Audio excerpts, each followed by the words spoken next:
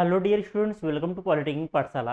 आज के इस वीडियो में हम स्टार्ट करने जा रहे हैं रेफ्रिजरेशन इक्विपमेंट, आपका छठा रेफ्रिजरेशन इक्विपमेंट। इससे पहले जो बच्चे मैकेनिकल इंजीनियरिंग से बिलोंग करते हैं वो लोग ये टेलीग्राम ग्रुप ज्वाइन कर लें। ग्रुप का नाम है पॉलिटेक्निक पाठशाला मैकेनिकल इंजीनियरिंग। टेलीग्राम पे आप लोग सर्च करेंगे पॉलिटेक्निक पाठशाला मैकेनिकल इंजीनियरिंग तो ये ग्रुप दिख जाएगा। तो इस ग्रुप को ज्वाइन कर लीजिए और टेलीग्राम चैनल का नाम पॉलिटेक्निक पाठशाला। तो दोनों ये चैनल टेलीग्राम पॉलिटेक्निक पाठशाला और ये ग्रुप पॉलिटेक्निक पाठशाला मैकेनिकल इंजीनियरिंग ज्वाइन कर लीजिए। इससे मैकेनिकल से रिलेटेड बहुत सारे क्लासेज या बहुत सारे पीडीएफ नोट्स आपको फ्री में अवेलेबल हो जाते हैं।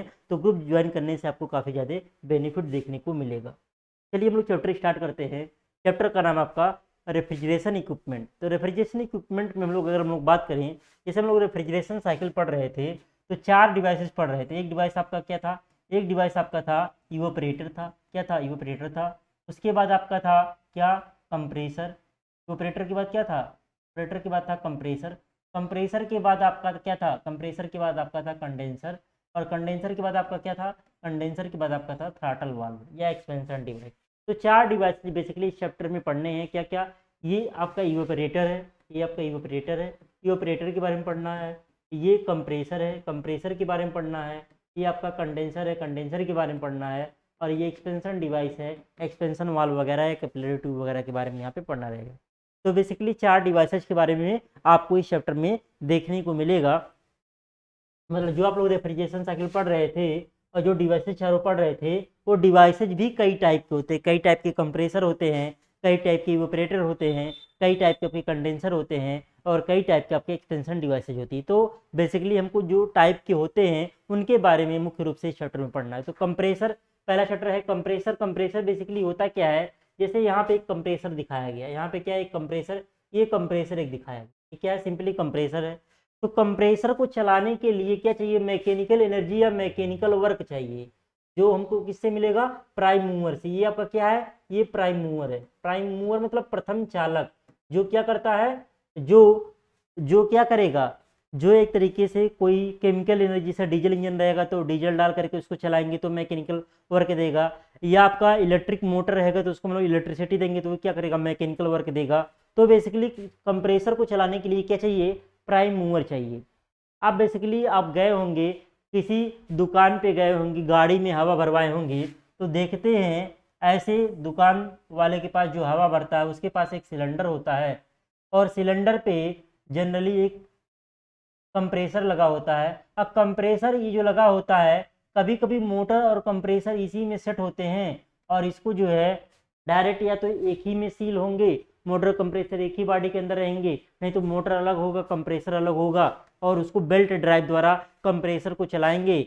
या हम लोग जो है अलग से डीजल इंजन का यूज करके भी कंप्रेसर को चलाते। जो हाईवे वगैरह पे गाड़ियों में ट्रकों में टायर भरते वहाँ पे इलेक्ट्रिसिटी नहीं होती है, वो लोग डीजल इंजन का प्रयोग करके भी क्या करते हैं? ये इसको चलाते हैं। किसको चलाते हैं? कंप्रेसर को चलाते हैं, यानी कि एयर को कंप्रेस करते हैं जो हमारे टायरों के अंदर भेजी जाती है। तो यहाँ पे लेकिन हमको किसके रेफरेंस में पढ़ना है? एयर के रेफरेंस में नहीं पढ़ना है, यहाँ पे हमको रेफ्रिजरेंट के रेफरेंस में पढ़ना है। क्यों? क्योंकि यहाँ पे हम लोग जो सर्किट में, इस सर्किट में जो बहता है रेफ्रिजरेशन साइकिल में वो क्या बहता है? रेफ्रिजरेशन बहता है, उसी को हमको कंप्रेस करने की जरूरत पड़ती है, इसके लिए हम लोग कंप्रेसर का यूज करते हैं। तो ये क्या है? प्राइम मूवर है। ये क्या देगा? मैकेनिकल वर्क देगा। ये लिखा हुआ मैकेनिकल वर्क दे रहा है। और यहाँ पे इन क्या करेगा? यहाँ पे इन करेगा refrigerant vapour in at low pressure. यानी कि इन मतलब क्या? प्रवेश कर रहा है। रेफ्रिजरेंट वेपर इन कर रहा है यानी कि प्रवेश कर रहा है किस पे? एट लो प्रेशर पे। क्योंकि इवेपोरेटर से जब निकलता है तो प्रेशर आपका क्या होता है? लो ही होता है। और यहाँ पे क्या होगा? Refrigerant vapour out at high pressure. और हाई प्रेशर पे क्या होगा? कंप्रेसर से बाहर निकल जाएगा। तो बेसिकली यहाँ पे कंप्रेसर है क्या? कंप्रेसर एक ऐसी डिवाइस है जो प्रशीतक वाल्व को या जो प्रशीतक वाष्प को, रेफ्रिजरेंट वेपर, प्रशीतक वाष्प बोलिए या रेफ्रिजरेंट, ये वाष्प है वह हो गया है, जो प्रशीतक वाष्प को संपीड़ित करके उच्च दाब पर लगातार इसकी सप्लाई करता रहता है। उच्च दाब पर लगातार ये क्या करेगा? कंटिन्यूअस इसकी सप्लाई करता रहेगा। प्रशीतक वाष्प को संपीड़ित करने के लिए कंप्रेसर को ऊर्जा की आवश्यकता होती है। जो हमारा रेफ्रिजरेंट वेपर है उसको कंप्रेस करने के लिए, संपीड़ित करने के लिए कंप्रेसर को ऊर्जा की आवश्यकता होती है, जो इसे प्राइम मूवर से मिलता है। जो इसे किससे मिलता है? प्राइम मूवर से मिलता है। प्राइम मूवर जो कोई भी मोटर या डीजल इंजन आदि हो सकता है। जो आपका प्राइम मूवर होता है वो कोई मोटर हो सकता है या कोई डीजल इंजन हो सकता है। अब हम लोग बात करते हैं क्लासिफिकेशन ऑफ कंप्रेसर, कंप्रेसर का वर्गीकरण। तो अगर हम लोग बात करें अकॉर्डिंग टू वर्किंग, मतलब कार्यविधि के आधार पे दो टाइप के होते हैं। एक आपका रेसिप्रोकेटिंग कंप्रेसर होता है और एक होता है रोटरी कंप्रेसर होता है। एक रेसिप्रोकेटिंग कंप्रेसर होगा और एक होगा रोटरी कंप्रेसर होगा। कार्यकारी स्ट्रोक के अकॉर्डिंग टू वर्किंग था। अगला है according to number of stroke, number of stroke के आधार पे। जैसे आपका जो जो आपके रेसिप्रोकेटिंग कंप्रेसर होते हैं वो उसमें स्ट्रोक की बात आती है। ये जो होते हैं सिंगल एक्टिंग कंप्रेसर भी होते हैं और डबल एक्टिंग कंप्रेसर भी होते हैं। क्या होते हैं? नंबर ऑफ स्ट्रोक के आधार पे सिंगल स्ट्रोक कंप्रेसर और आपका डबल स्ट्रोक कंप्रेसर। ये कंप्रेसर टॉपिक आप लोग थर्मल इंजीनियरिंग भी पढ़ चुके हैं। थर्ड सेमेस्टर में कंप्रेसर चैप्टर पढ़े हैं, वहां पे हम लोग एयर का कंप्रेशन करते थे। यहाँ पे बस उसकी जगह पे रेफ्रिजरेंट वेपर का हम लोग कंप्रेशन करेंगे। चीजें आपकी वही हैं। अगला आपका अवस्थाओं की संख्या के आधार पे इसमें आपका दो टाइप का होता है, एक सिंगल स्टेज कंप्रेसर और एक मल्टी स्टेज कंप्रेसर। हम लोग कभी कभी जो है कंप्रेशन सिंगल स्टेज में भी करते हैं, कभी डबल स्टेज में करते हैं, कभी ट्रिपल स्टेज में करते हैं। तो सिंगल स्टेज कंप्रेसर और आपका मल्टी स्टेज कंप्रेसर। आगे अगर हम लोग बात करें प्रयुक्त चालन विधि के आधार पर according to method of drive employed, इसमें क्या होगा? बाय डायरेक्ट ड्राइव मतलब सीधे चालन द्वारा, और अगला है बाय बेल्ट ड्राइव, बेल्ट चालन द्वारा। तो according to method of drive employed इसके आधार पे दो टाइप के हो गए, सीधे चालन द्वारा और बेल्ट चालन द्वारा आपका। अगला आपका है अकॉर्डिंग टू प्रेशर, दाब के आधार पे तीन टाइप के होते हैं। पहला लो प्रेशर कंप्रेसर, दूसरा मीडियम प्रेशर कंप्रेसर, तीसरा हाई प्रेशर कंप्रेसर। तीन टाइप के हो गए हैं, low pressure compressor, medium pressure compressor और क्या हो गए? High pressure compression. तो ये क्लासिफिकेशन भी एग्जाम में आ सकता है। अब अगला आपका टॉपिक है रेसिप्रोकेटिंग कंप्रेसर, यानी कि पश्चाग्र संपीड़क single acting single stage. Single acting single stage का हमने अपने हाथ से एक सिंपल डायग्राम बनाया, क्योंकि बुक में जो डायग्राम था काफी टिपिकल था। तो यहाँ पे क्या है, ये आपका बेसिकली कंप्रेसर का ये सिलेंडर हो गया। ये क्या हो गया? सिलेंडर हो गया। यहाँ पे दो वाल्व लगे हुए हैं, एक वाल्व आपका है सक्शन वाल्व है और दूसरा आपका क्या है? दूसरा आपका डिलीवरी वाल्व लगा हुआ है। अब यहाँ पे एक ऐसे लाइन खींची गई है, ये आपका आईडीसी है। आईडीसी को बोलते हैं इनर डेड सेंटर। क्या बोलते हैं? Inner dead centre. आप लोग आईसी इंजन में पढ़ ही चुके हैं। और ये क्या है? ये आपका है आउटर डेड सेंटर। इसी के बीच में क्या करेगा? पिस्टन मोशन करेगा। जब आईडीसी से ओडीसी जाए या ओडीसी से आईडीसी आएगा तो आपका एक स्ट्रोक पूरा होगा। ये आपका बीच में क्या लगा है? ये लगा है आपका पिस्टन। ये क्या लगा है? पिस्टन। पिस्टन से क्या जुड़ा हुआ है? कनेक्टिंग रॉड जुड़ा हुआ है। क्या जुड़ा हुआ है? Connecting rod. कनेक्टिंग रॉड से क्या जुड़ा हुआ है? क्रैंक जुड़ा हुआ है। क्रैंक कैसा मोशन करेगा? रोटरी मोशन करेगा। यहाँ क्या है? ये क्रैंक शाफ्ट है। ये क्या है? क्रैंक शाफ्ट है। अब यहाँ पे सबसे पहले हम लोग क्या करेंगे? सबसे पहले हम लोग क्रैंक को चलाएंगे। किसको चलाएंगे? क्रैंक को चलाएंगे। क्रैंक को प्राइम मूवर की सहायता से हम लोग एक तरीके से चलाएंगे। यहाँ प्राइम मूवर लगा होगा। ये क्या होगा? प्राइम मूवर यहाँ लगा होगा। प्राइम मूवर की सहायता से इसको क्रैंक को रोटरी मोशन में घुमाएंगे तो आपका क्या करेगा? पिस्टन जो है रेसिप्रोकेटिंग मोशन करेगा। इसी वजह से इसका रेसिप्रोकेटिंग कंप्रेसर नाम है। सिंगल एक्टिंग सिंगल स्टेज में हम लोग पढ़ रहे हैं। तो सबसे पहले कहाँ होगा? पिस्टन जो है आपका आरडीसी पे होगा। जब पिस्टन आरडीसी से ओडीसी की ओर मूव करेगा तो सिलेंडर के अंदर पार्शियल वैक्यूम क्रिएट होगा और जिसके कारण सक्शन वाल्व आपका ओपन होगा और सक्शन वाल्व से एयर जो है या रेफ्रिजरेंट वेपर यहाँ पे क्या होगा? सिलेंडर के अंदर प्रवेश करेगा। जब पिस्टन ओडीसी पे पहुंच जाएगा तो आपका सक्शन स्ट्रोक क्या हो जाएगा? पूरा हो जाएगा। फिर पिस्टन किधर आएगा? पिस्टन ओडीसी से ओडीसी की आईडीसी की ओर आएगा। जब पिस्टन ओडीसी से आईडीसी की ओर आएगा कुछ दूरी तक क्या होगा? कंप्रेशन होगा। जो रेफ्रिजरेंट वेपर था उसका कंप्रेशन होगा। जब एक निश्चित प्रेशर सिलेंडर के अंदर पैदा हो जाएगा तो क्या होगा? डिलीवरी वाल्व आपका ओपन हो जाएगा और सक्शन वाल्व तो आपका बंद ही है। और डिलीवरी वाल्व की सहायता से आपका रेफ्रिजरेंट वेपर जो है हाई प्रेशर के साथ इससे क्या होगा? बाहर निकलेगा और बाहर निकल कर कहाँ जाएगा? कंडेंसर में जाएगा। कहाँ जाएगा? कंडेंसर में जाएगा। तो वही फिगर में लिखा गया है कि चित्र में single acting single stage reciprocating compressor दिखाया गया है। यह भाप इंजन की तरह कार्य करता है। इसमें एक सिलेंडर के अंदर पिस्टन पश्चाग्रगति करता है। इसमें रेफ्रिजरेंट वेपर का संपीड़न किया जाता है। इसके एक चक्र में तीन क्रियाएं सक्शन कंप्रेसर कंप्रेसर नहीं है कंप्रेशन तथा डिलीवरी होती है।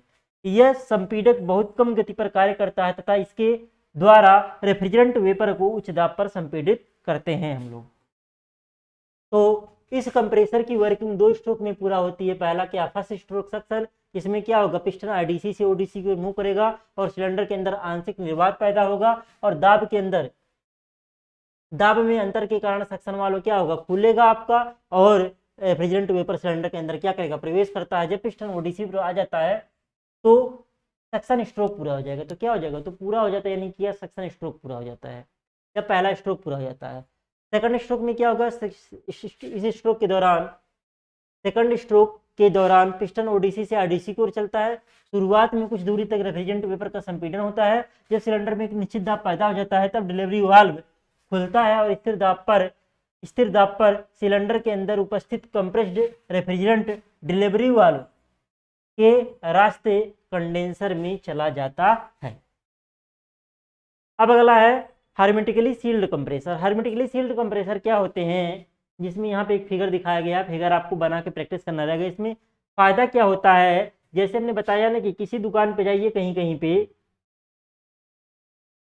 यहीं पे एक बॉडी में से सील होगा, इसी में क्या लगा होगा, इसी में मोटर भी लगा होगा और इसी में कंप्रेसर भी लगा होगा। ये एक बॉडी के अंदर क्या होंगे, सील होंगे। बाहर से देखने पे आपको मोटर कंप्रेसर अलग दिखेगा नहीं, तो इसी को बोलते हैं हार्मेटिकली सील्ड कंप्रेसर, जिसमें आपके मोटर और कंप्रेसर दोनों एक चैम्बर के अंदर या एक बॉक्स के अंदर क्या होते हैं, पैक होते हैं, बंद होते हैं, उसी को बोलते हैं हार्मेटिकली सील्ड कंप्रेसर। तो यहाँ पे मोटर और ये कंप्रेसर वाला हिस्सा दिखाया गया है, तो ये क्या है, ये सील है। तो ये देखिए थोड़ा सा इसेंट्रिक करके है, तो ये क्या होगा, ये जो घूमेगा, तो एक तरीके जो घूमेगा, ये ऐसे घूमेगा जब ये, तो ये इससे जुड़ा हुआ, ये भी क्या होगा, आगे पीछे होगा। तो यहाँ पे क्या होगा, यहाँ से हम लोग एयर को क्या करेंगे, यहाँ से एयर को क्या करेंगे, कंप्रेस करेंगे, एयर को क्या करेंगे, कंप्रेस हम लोग करेंगे। यहीं से एयर आपका आएगा एक तरीके से, यहाँ आएगा और यहाँ से होगा कंप्रेस निकल जाएगा, यहाँ से आके निकल जाएगा। तो फिगर आपको याद करना रहेगा।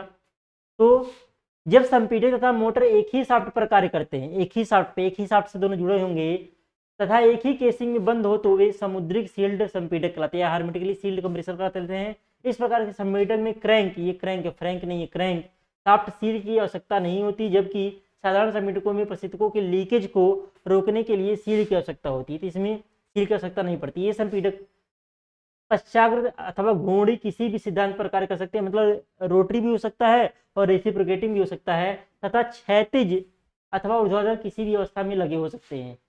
समुद्रिक प्रकार के संपीड़कों का प्रयोग कम क्षमता वाले प्रशीतन तंत्रों में बहुतायत से होता है, जैसे घरेलू प्रशीतित हो गए, विंडो टाइप आपका एसी हो गया, इसमें जो आपका कंप्रेसर यूज होता है, डोमेस्टिक रेफ्रिजरेटर में या आपका विंडो एसी में बेसिकली हम लोग हार्मेटिकली सील्ड कंप्रेसर का यूज करते हैं। इस प्रकार के संपीड़क के लाभ क्या है, इसमें आवाज कम होती है, प्रशीतक के लीकेज को पूर्णतः रोका जा सकता है, कॉम्पैक्ट होने के कारण कम जगह घेरता है, क्योंकि मोटर संपीड़क एवं सील्ड कक्ष जिसमें स्नेहन तेल भरा रहता है में कार्य करते रहता है, स्नेहन सरल है। हानियां क्या, क्योंकि सभी चलांगे केसिंग में बंद रहते हैं, तो इनका अनुरक्षण आसान नहीं होता, इनका मेंटेनेंस थोड़ा सा टफ होता है। अगला है प्रशीतक के चार्जिंग तथा इवैक्यूएशन के लिए एक अलग से पंप की आवश्यकता होती है। तो इसकी क्या हो गई, हानियां हो गई। अब आगे बात करते हैं रोटरी कंप्रेसर की। तो रोटरी कंप्रेसर में क्या होता है, बेसिकली ये आपका रोटरी कंप्रेसर का डायग्राम बना हुआ है। यहाँ पे डायग्राम थोड़ा सा टिपिकल दिया हुआ है, अगर आप लोग थर्मल इंजीनियरिंग पढ़े होंगे तो वहाँ पे डायग्राम और थोड़ा सा सिंपल वे में अवेलेबल है, या आप लोग जो है ये बुक का डायग्राम, या आप लोग जो है गूगल से आप लोग रेसिप्रोकेटिंग रोटरी कंप्रेसर का इमेज डाल करके सर्च करेंगे, कोई आसान इमेज मिल जाएगा, उसको भी बना सकते हैं, और थर्मल इंजीनियरिंग में आसान भाषा में लिखवाया गया उसको लिख सकते हैं। तो घूर्णी संपीड़कों में वाष्पित्र से आने वाले वाष्प संपीड़कों को ब्लेडों के घूमने से संपीड़ित किया जाता है। घूर्णी संपीड़क धनात्मक विस्थापन प्रकार के संपीड़क होते हैं, क्योंकि इनमें क्लियरेंस नगण्य होता है, इसलिए ये उच्च आयतनिक दक्षता रखते हैं, मतलब इनकी वॉल्यूमेट्रिक इफिशियंसी जो है हाई होती है। जैसे रेसिप्रोकेटिंग कंप्रेसर से कंटिन्यूअस नहीं, आपका पहले सक्शन होगा फिर डिलीवरी होगी, तो रुक कर आपका क्या होगा, कंप्रेस्ड रेफ्रिजरेंट वेपर की सप्लाई होगी। लेकिन यहाँ से क्या होगा, लगातार सप्लाई होगा, मतलब इसमें क्या लगातार सप्लाई होगा, लेकिन बहुत ज़्यादा हाई प्रेशर इससे पैदा नहीं कर पाते हैं। ये संपीड़क आर बार है, आर 22 तथा अमोनिया जैसे प्रशीतकों के लिए प्रयुक्त होते हैं। चित्र में एक सरल स्थिर ब्लेड प्रकार का घोड़ी संपीड़क दिखाया गया, स्थिर ब्लेड टाइप का घोड़ी संपीड़क दिखाया गया है। इसमें एक स्थिर सिलेंडर, एक रोलर अथवा इम्पेलर तथा एक शाफ्ट होती है, शाफ्ट पर एक इसेंट्रिक लगा होता है। ये शाफ्ट आपका है, शाफ्ट पर ये आपका इसेंट्रिक लगा हुआ है, शाफ्ट आपका इसेंट्रिक लगा हुआ है। ये आपका क्या है, ये आपका शाफ्ट है। और ये क्या है, ये अगर हम लोग बात करें, यही क्या है, ये उच्च दाब क्षेत्र है आपका। ये इसी में क्या होगा, एयर कंप्रेस होकर के उसकी डिलीवरी होगी। यहाँ पे डिलीवरी के लिए देखिए ये पाइप लगा हुआ है, और यहाँ पे क्या है, यहाँ पे सक्शन के लिए एक पाइप लगा हुआ है, और यहाँ पे डिलीवरी के लिए एक पाइप हुआ। यहाँ पे बीच से एक तरीके से, बीच से ये पार्टीशन का काम कर रहा है, और यहाँ पे स्प्रिंग लगा हुआ है। जब ये घूमेगा सेंट्रिक तो ये क्या करेगा, ऐसे दबेगा। और यहाँ पे क्या भरा हुआ है, यहाँ पे तेल भरा हुआ है, लुब्रिकेशन वगैरह के लिए क्या भरा हुआ है, तेल भरा हुआ है, जिस पर रोलर लगा होता है। इसेंट्रिक के ऊपर क्या लगा हुआ है, इसेंट्रिक के ऊपर जो आपका रोलर लगा हुआ है, ये वाली चीज क्या है, ये वाली चीज रोलर आपकी है। एक स्प्रिंग भारित ब्लेड रोलर को इस प्रकार दबा कर रखता है कि विसर्जन साइड अलग अलग बने रहें, कि विसर्जन साइड, ये जो है स्प्रिंग जो है, स्प्रिंग जो है ये रोलर को एक तरीके से कंप्रेस करके रख रहा है। और यहाँ पे ये सक्शन वाला ये साइड है, और डिस्चार्ज वाला ये साइड है। ये एक तरीके से इसको बांटने का भी काम कर रहा है, सक्शन साइड को और डिस्चार्ज साइड को या डिलीवरी साइड को बांटने का भी काम कर रहा है। विसर्जन वाल्व जब उत्केंद्रक ब्लेड की ऊपरी तरफ घूमता है तो रोलर तथा सिलेंडर की दीवार के मध्य बहुत बड़ा सा गैप आ जाता है। जब घूमेगा यहाँ गैप आएगा, यहाँ सक्शन होगा, और यहाँ पे फिर क्या होगा, कंप्रेस होकर के यहाँ आएगा और इसकी डिलीवरी हो जाएगी। तो सक्शन कंप्रेशन होता रहेगा। ये इसेंट्रिक रूप से आपका क्या करेगा, ये जो है कभी यहाँ पे इस गैप को भर लेगा, कभी इस गैप को भर लेगा जब घूमेगा। रोलर के घूमने से कम दाब वाली गैस अथवा वाष्प संपीड़ित होकर उच्च दाब साइड में चली जाती है, और यह फिर विसर्जन वाला तथा विसर्जन पाइप से यह तेल के ऊपर एकत्र होती है। तेल के ऊपर क्या होगी, एकत्र होगी। और इस प्रकार कम ताप व दाब वाली वाष्प अथवा गैस लगातार उच्च दाब पर ताप वाली वाष्प अथवा गैस में बदलती रहती है। चालक मोटर की गति उच्च होने के कारण संपीड़क का साइज बहुत छोटा होता है। ये संपीड़क प्रायः समुद्रित प्रकार के होते हैं। ये कंप्रेसर होते हैं बेसिकली हर्मेटिकली सील्ड टाइप के आपके प्रयोग होते हैं। अगला आपका ये कंप्रेसर हो गया। बेसिकली कंप्रेसर में आपका हर्मेटिकली सील्ड एक हो गया, एक रोटरी हो गया, और एक क्या हो गया, रेसिप्रोकेटिंग हो गया। तो तीनों कंप्रेसर का आप लोग फिगर बना करके प्रैक्टिस कर लीजिएगा। फिगर तीनों का आपको पता होना चाहिए। या एग्जाम में आ सकता है किसी कंप्रेसर का सचित्र वर्णन कीजिए, तो कोई भी कंप्रेसर आप लोग, तो उस केस में रेसिप्रोकेटिंग वाले का फिगर आसान है और उसको एक्सप्लेन करना भी आसान है, तो उसको बना करके आप एक्सप्लेन कर लेंगे। अगला आपका कंडेंसर है। अगला क्या आपका कंडेंसर। कंडेंसर क्या है, संगणक एक महत्वपूर्ण उपकरण है जो एक प्रशीतन निकाय को उच्च दाब वाली साइड में लगा होता है। ये किधर लगा होगा, हाई प्रेशर वाली साइड में लगा होता है। इसका कार्य संपीड़क से निकलने वाले गर्म प्रशीतक वाष्प से उष्मा का निष्कासन करना है। गर्म प्रशीतक वाष्प में वाष्पित्र में अवशोषित उष्मा तथा संपीड़क को दी गई आंतरिक ऊर्जा के समतुल्य उष्मा ऊर्जा का योग होता है। देखिए कंडेंसर का काम क्या होता है, कंडेंसर का काम होता है एक तरीके से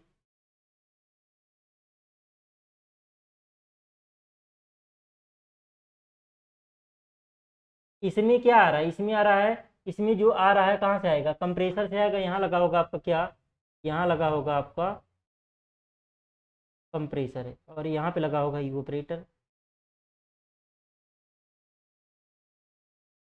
जब तक फिगर नहीं समझे रहेंगे नहीं कर पाएंगे एग्जाम में। ये सब जो क्वाइल होती है ना, क्वाइल बेसिकली आपके कापर की बनी होती है। कापर क्या होता है, उष्मा का बहुत अच्छा सुचालक होता है। तो इसमें क्या हो रहा है, इसमें हाई प्रेशर पे और जाएगा, टेम्परेचर भी इसका ज़्यादा रहेगा। तो इससे क्या होगा, यहाँ पे जो आपका कंडेंसर है, या फिर एयर कूल्ड भी हो सकता है, वाटर कूल्ड भी हो सकता है। तो क्या होगा, यहीं पे एक पंखा लगा होता है। यहीं पे देखेंगे कहीं पे आप लोग एसी वगैरह देखे होंगे, या फ्रिज में भी देखेंगे कि पंखा घूमता रहता है। ये क्या करेगा, इसके ऊपर पंखा क्या करेगा, एयर की सप्लाई करेगा। क्या भेजेगा, एयर भेजेगा। तो एयर क्या करेगा, इसके अंदर जो भी रेफ्रिजरेंट बह रहा है उसकी उष्मा को बहा करके कहाँ ले जाएगा, एटमॉस्फेयर में ले जाएगा। कि कहाँ पे ले जाएगा, एटमॉस्फेयर में ले जाएगा। और क्या होगा, ये जो आपका गैसियस फेज में था या वेपर फेज में था, तो इससे निकलने के बाद क्या हो जाएगा, लिक्विड फेज में आ जाएगा। यानी कि एक तरीके से ये अपनी लेटेंट उष्मा को क्या कर देगा, खो देगा, और वेपर से लिक्विड फेज में क्या हो जाएगा, कन्वर्ट हो जाएगा। तो कंडेंसर के बारे में भी आप लोग पढ़े हुए हैं, कहाँ, बॉयलर वाले, बॉयलर के बाद कंडेंसर थर्मल इंजीनियरिंग पढ़े थे, वही वाला कंडेंसर यहाँ पे भी है। वही वाला सिंपली कंडेंसर क्या है यहाँ पे। तो कंडेंसर एक महत्वपूर्ण उपकरण है जो प्रशीतन निकाय के उच्च दाब वाली साइड में लगा होता है। प्रशीतन निकाय के किधर है? उच्च दाब वाली साइड में लगा होता है। इसका कार्य संपीडक से निकलने वाले गर्म प्रशीतक वाष्प उष्मा का निष्कासन करना है। गर्म प्रशीतक वाष्प में वाष्पित में अवशोषित उष्मा अथवा संपीडक को दी गई यांत्रिक ऊर्जा के समतुल्य उष्मा का प्रयोग होता है। तो क्या होगा, जो उससे हमारी उष्मा इसके अंदर थी वो क्या होगी, एटमॉस्फेयर में चली जाएगी, अपना क्या कर देगा, फेज चेंज कर लेगा। संपीडक में उच्च ताप वाष्प प्रशीतक सर्वप्रथम अपनी उष्मा संघनित्र में लगी ट्यूब्स की दीवारों को ट्रांसफर करता था, फिर ट्यूब से कूलिंग माध्यम से ट्रांसफर करता है। कूलिंग माध्यम हवा, जल या फिर दोनों का मिश्रण हो सकता है। किसी भी प्रशीतन का निकाय के लिए संगठित का चयन निकाय की क्षमता, उपयोग में लाए जाने वाले प्रशीतक के प्रकार तथा उपलब्ध कूलिंग माध्यम के प्रकार पर निर्भर करता है। बहुत बड़ा प्लांट रहेगा तो वाटर कूल्ड वगैरह हम लोग कर देंगे। छोटा प्लांट रहेगा जैसे एसी हो गया, डोमेस्टिक आपका रेफ्रिजरेटर हो गया, इसमें आपका एयर कूल्ड कंडेंसर लगा होता है। क्या लगा होता है? एयर कूल्ड कंडेंसर आपका लगा होता है। संगणित की कार्यप्रणाली, वर्किंग क्या है, तो सिंपली इसको रटना नहीं, अपनी भाषा में समझना है। होता क्या है संगणित्र में, बेसिकली यहाँ पे उसका डायग्राम बना हो, देखिए यहाँ पे क्या है, यही है, ये कंप्रेसर है। कंप्रेसर से अचित दाब की वाष्प संपीडक आ रहा है, यहाँ पे आ रहा है, यही क्या है, यही आपका कंडेंसर है। यही आपका क्या कंडेंसर है। यहाँ पे क्या हो रहा है, यहाँ पे ये शीतक जल है, यहाँ पे कोल्ड वाटर इन कर रहा है। क्या कर रहा है? कोल्ड वाटर प्रवेश कर रहा है, कोल्ड वाटर इन कर रहा है। और ये क्या करेगा, ये जो इसके अंदर जो भी रेफ्रिजरेंट बह रहा था उसका क्या था, प्रेशर टेम्परेचर ज़्यादा था एक तरीके से, तो इसकी हीट को क्या करेगा, ये एब्जॉर्व करेगा और यहाँ से हॉट वाटर क्या होगा, बाहर निकल जाएगा। हॉट वाटर जब बाहर निकलेगा तो ये क्या होगा, ये पहले यहाँ से निकल रहा था तो वेपर फेज में था, और जब इधर आएगा तो किस में आ जाएगा, लिक्विड फेज में आ जाएगा। किस में आ जाएगा? लिक्विड फेज में आ जाएगा। तो सिंपली यही क्या आपका कंडेंसर है। तो देखिए यहाँ पे कंप्रेसर में ये आपका क्या है, ये आपका वेपर डोम एक तरीके से बना गया है। पीएच डायग्राम होगा ये, हाँ पीएच डायग्राम ये है। पीएच डायग्राम में आपका ये क्या है, वेपर डोम कुछ इस तरीके से ये आपका है। यहाँ पे पूरा ऊपर नहीं ले गया है, ये चाहे तो आप ले जा सकते हैं, ऐसे आपका बना हुआ, ठीक। अब यहाँ पे देखिए रेफ्रिजरेटर से निकलने के बाद ये क्या हो रहा है, थोड़ा सा ये आपका क्या होगा, ड्राई वेपर में कन्वर्ट हो गया, थोड़ा सा सुपर हीट हो जाएगा। यहाँ से संपीडन में क्या करेंगे, कंप्रेस करेंगे। कंप्रेस करने के बाद ये वाला काम किस में हो रहा है, यही वाला काम जो हो रहा है कंडेंसर में हो रहा है। यही वाला किस में हो रहा है, कंडेंसर में हो रहा है। कंडेंसर में क्या हो रहा है, फेज चेंज हो रहा है। बेसिकली कांस्टेंट प्रेशर पे क्या हो रहा है, फेज चेंज हो रहा है। फिर ये किस में होगा, एक्सपेंशन वाल्व में होगा। किस में होगा, एक्सपेंशन वाल्व में। ये वाली साइकिल जो होती है ये डाटेड रहती है, बेसिकली आइसेंथैल्पी ये डाटेड रहती है जनरली। क्यों? क्योंकि जो होता है ये रिवर्सिबल प्रोसेस होता है। फिर ये किस में होगा, इवेपोरेशन वाला प्रोसेस किस में होगा, इवेपोरेटर में होगा। तो यही वर्किंग है, इसको अपनी भाषा में बना करके लिखना रहेगा। एक बार पढ़ लेते हैं। संगणित की कार्यप्रणाली को चित्र ए में प्रदर्शित सरल प्रशीतन निकाय के चित्र से भली बात समझा जा सकता है। निकाय का पीएच आरेख चित्र में प्रदर्शित है, जिसमें प्रशीतक के शीतलन की 3 अवस्थाएं प्रदर्शित हैं। वाष्पित्र से अवशोषित उष्मा से अतितप्त वाष्प प्रशीतक संपीडक में जाता है, जहां संपीडक कार्य के कारण इसमें और उष्मा जुड़ जाती है। क्यों? क्योंकि जब कंप्रेसर से निकलेगा तो वो क्या करेगा, जो कंप्रेसर को हम लोग मैकेनिकल एनर्जी दे रहे हैं वो भी उसी में क्या हो जाता है, ऐड हो जाता है। यह अतितप्त उच्च दाब वाष्प प्रशीतक विसर्जन पाइप के रास्ते संघनित्र में प्रवेश करता है। संघनित्र प्रशीतक वाष्प को निम्न 3 चरणों में शीतन करता है। पहला, सर्वप्रथम प्रशीतक की तत्व वाष्प को स्थिर दाब पर संतृप्त तापमान तक ठंडा किया जाता है, जिसे डी सुपर हीटिंग कहते हैं।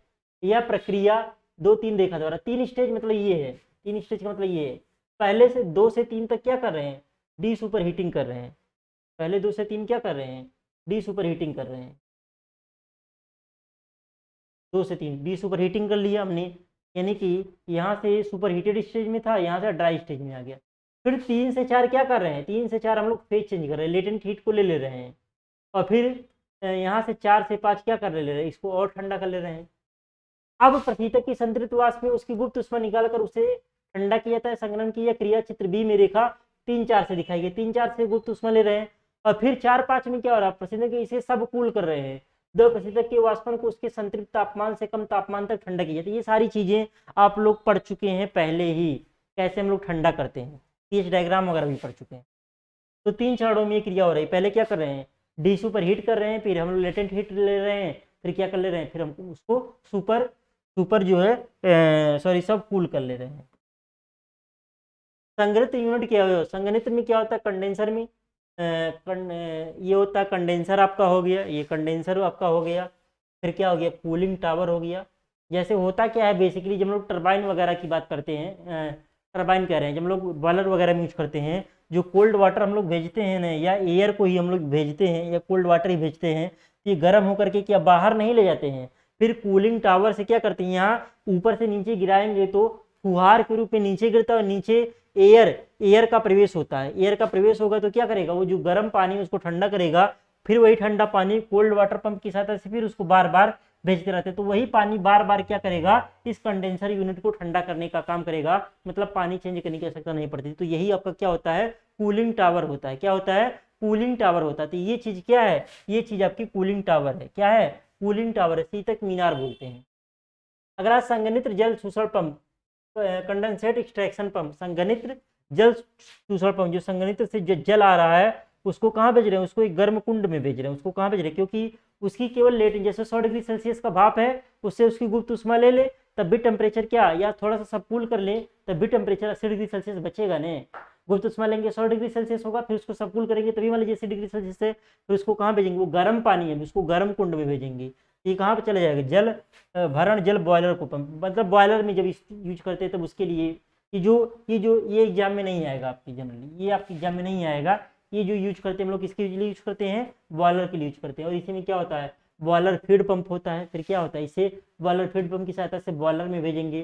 फिर इसमें क्या होगा, एयर एक्सट्रैक्शन पंप होगा, इसमें से मतलब संघनित्र से एयर एक्सट्रैक्शन पंप की सहायता जो एयर वगैरह होगा निकाल लेंगे। और एक आपका क्या हार्ट व्हील है, गर्म कुंड को क्या बोलता है, हार्ट व्हील होता है। अब आ गया टॉपिक अगला, क्लासिफिकेशन ऑफ कंडेंसर। कंडेंसर के प्रकार आपके क्या हैं। कंडेंसर के अगर हम लोग प्रकार की बात करें तो पहला आपका क्या है, संघनित्र के लिए प्रयोग किए गए कूलिंग माध्यम के आधार पर संघनित्र निम्न 3 प्रकार के होते हैं, air cooled compressor condenser, water cooled condenser और इवोपरेटिव कंडेंसर। तो सिंपली ये क्या है, ये आपकी यहाँ से आपका कर रहा है क्या, रेफ्रिजरेंट वेपर आपका अंदर आ रहा है ये ट्यूब के अंदर से, और यहाँ पे क्या लगी हुई, फिन्स लगी हुई, फिन्स क्या लगी हुई, फिन्स लगी हुई। फिन्स का काम क्या होता है, सरफेस एरिया को बढ़ा देना, और सरफेस एरिया बढ़ने के कारण क्या होता है, हीट ट्रांसफर रेट बढ़ जाता है। जैसे आप लोग बाइक वगैरह देखेंगे तो बाइक का जो इंजन होता है उसमें फिन्स लगा होता है। फिन्स का काम क्या होता है, सरफेस एरिया को बढ़ाना, सरफेस एरिया बढ़ने से हीट ट्रांसफर रेट क्या होता है, बढ़ जाता है, और यानी कि जल्दी आपका ठंडा होगा। तो यहाँ पे क्या लगा हुआ है, यहाँ पे बहुत सारे फिन्स लगे हुए हैं। यहाँ पे क्या प्लेट प्रकार की फिन्स लगी हुई है, प्लेट प्रकार की फिन्स लगी हुई है, और इस फिन्स के माध्यम से क्या होगा, हीट ट्रांसफर रेट बढ़ जाएगा और जल्दी आपका ठंडा होगी। तो ये होगा आपका एयर कूल्ड कंडेंसर। तो वायु स्थितिज संघनित्रों में ऊष्मा का निष्कासन वायु द्वारा किया जाता है। इसमें इस्पात अथवा तांबे की ट्यूब्स होती है, बेसिकली तांबे की, कापर की ट्यूब्स होती है, इसमें प्रशीतक प्रवाहित होता है।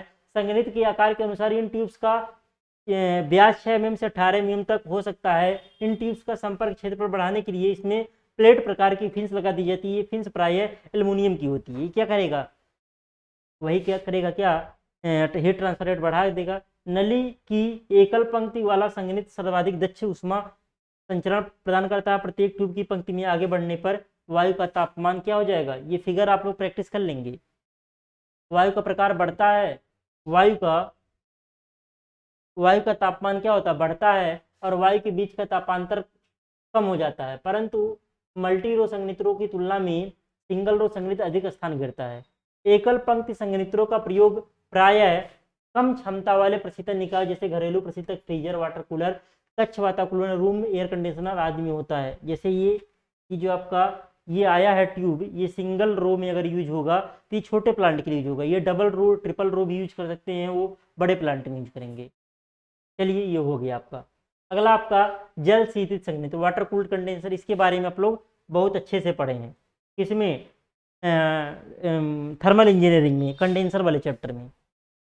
जल शीतित संयंत्रों में कूलिंग माध्यम के रूप में किसका प्रयोग करेंगे, जल का प्रयोग करेंगे। जिन स्थानों पर पर्याप्त साफ तथा कम खर्च पर पानी की उपलब्धता हो तथा आसानी से उसे निकास की व्यवस्था हो सके, वहां जल शीतित संयंत्रों को ही वरीयता दी जाती है।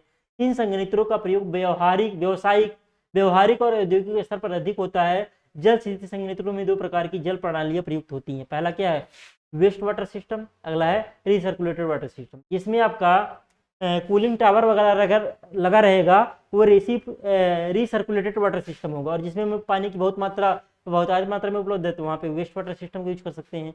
मतलब वहाँ पे एक बार कोल्ड वाटर इन हुआ, हॉट वाटर आउट हो जाएगा, फिर उसको दोबारा यूज नहीं करेंगे। अगर हॉट वाटर बाहर निकल रहा है कंडेंसर से, अगर उसको दोबारा यूज कर रहे हैं कूलिंग टावर के माध्यम से ठंडा करके, तो आपका क्या कहलाएगा, रीसर्कुलेटेड वाटर सिस्टम कहलाएगा आपका। अब